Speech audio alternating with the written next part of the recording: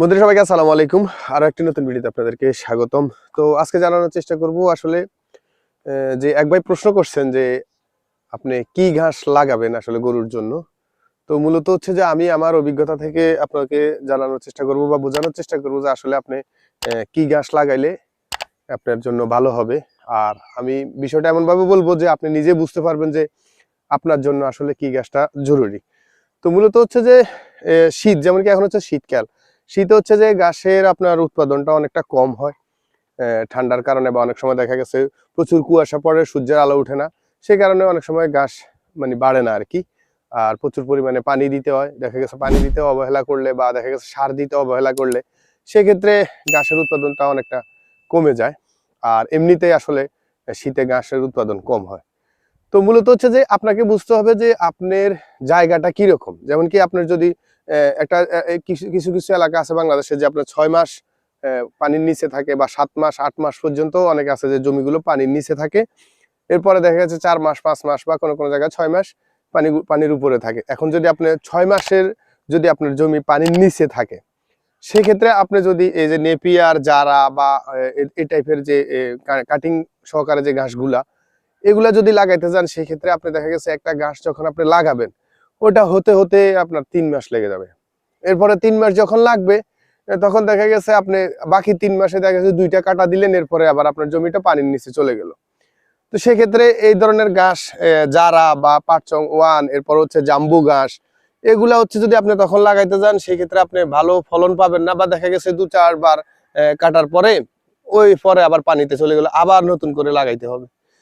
তো এই জন্য আপনি একটা কাজ করতে পারেন, সেটা হচ্ছে যে কিছু ঘাস পাওয়া যায়। যেমন কি আপনার একটা ঘাস আছে হচ্ছে যে আপনার এটা কি বলে, তো একটা ঘাস আছে যেটা হচ্ছে যে জার্মান ঘাস। এই ঘাসটা যদি আপনি শুকনো লাগান সেটাও হবে।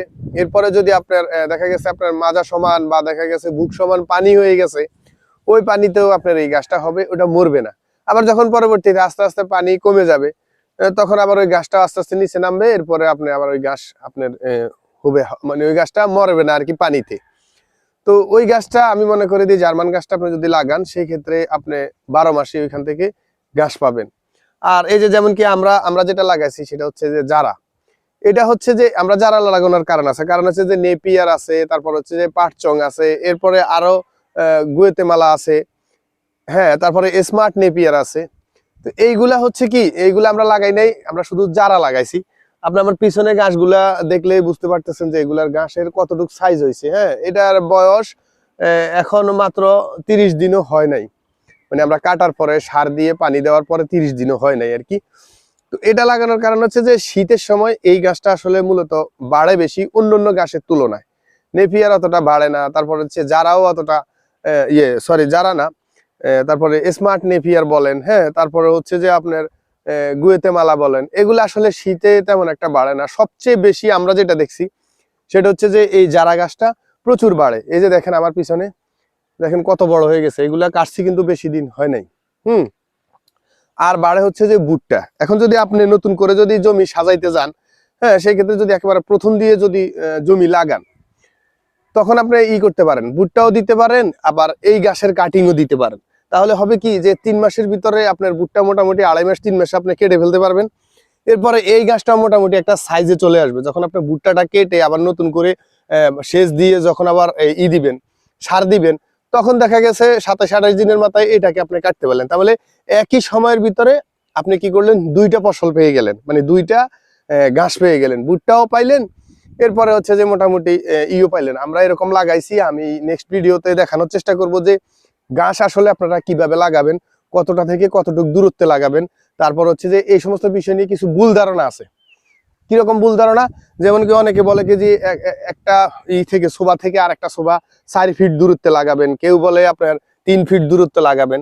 আসলে মূলত হচ্ছে যে এটা কেন বলে, এটা বলে মনে করে কি যে 2-1 বছর পরে ওই ছোবাগুলো আস্তে আস্তে বড় হইতে হইতে একসাথ হয়ে যায়।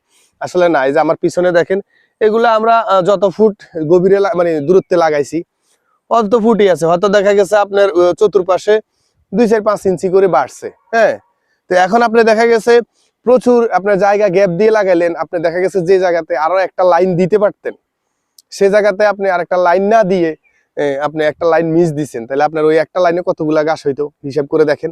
তো এই সমস্ত আরো কিছু ভুল ধারণা আছে গাছ লাগানোর বিষয়টা নিয়ে, আমি অন্য আরেকটা ভিডিওতে দেওয়ার চেষ্টা করব। আর আজকে যেহেতু আপনারা একজন ভাই জানতে চাইছিলেন আর কি যে আপনার ঘাস আসলে কোন ঘাসটা লাগাবেন, তো আমি মনে করি যে এই শীতে যদি আপনার এলাকায় পানি না উঠে বা 2-1 মাস যদি পানি থাকে, 1 মাস 2 মাস পানি থাকে, এরকম হইলে আপনি এটা লাগাইতে পারেন।